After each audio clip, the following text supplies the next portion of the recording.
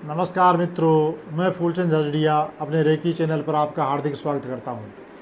आज हम बात कर रहे हैं दमा या अस्थमा में रेकी थेरेपी किस प्रकार काम करती है।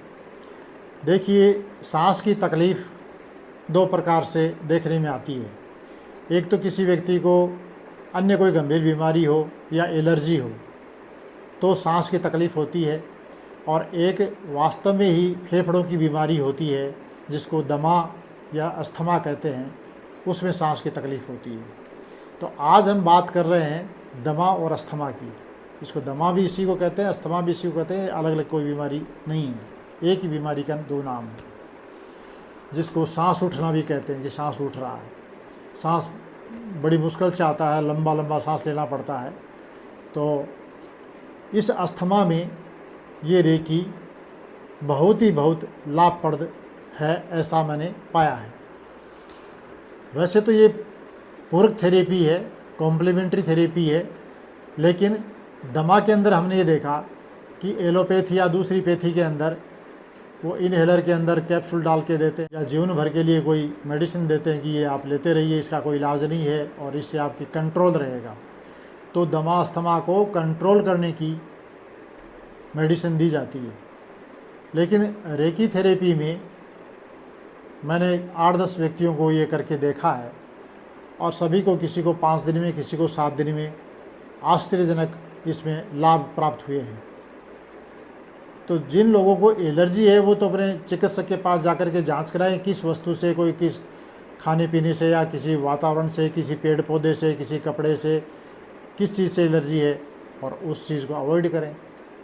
तो एलर्जी की बात नहीं कर रहा मैं बात कर रहा हूँ दमा की, मैं बात कर रहा हूँ अस्थमा रोग की।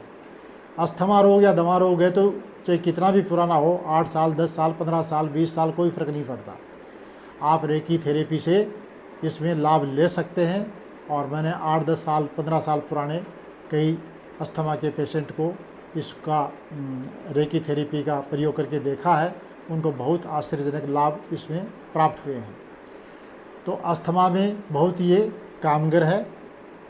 ये कॉम्प्लीमेंट्री थेरेपी दूसरी चिकित्सा के साथ साथ काम करने के साथ ही साथ दमा जैसे रोगों में बहुत ही ज़्यादा लाभप्रद है, उसमें इसका लाभ लेना चाहिए।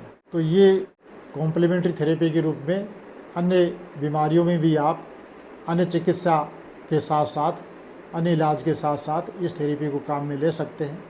लेकिन अस्थमा और दमा जहाँ उसका कोई इलाज नहीं है, ऐसा डॉक्टरों ने आपको बता दिया है, तो आप एक बार रेकी में ज़रूर ट्राई करें।